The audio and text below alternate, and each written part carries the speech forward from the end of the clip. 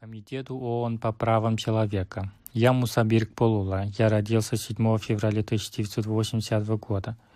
Мой адрес проживания — Республика Казахстан, город Алматы, Алатауский район, микрорайон Алхабас, дом 88.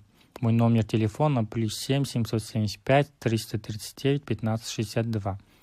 Причина, по которой я обращаюсь к вам с заявлением, заключается в том, что местная полиция в округе Джаусу КНР арестовала моего зята Думана Магаула в мае 2017 года из-за визита моей сестры в Казахстан и из-за того, что у нее имеется вид на жительство Казахстана.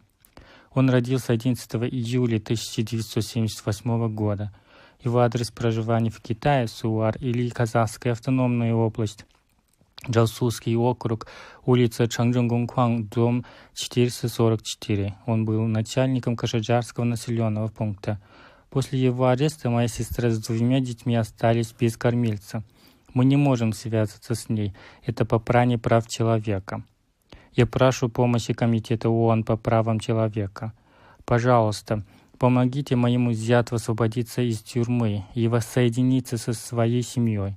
Его номер удостоверения личности 6541.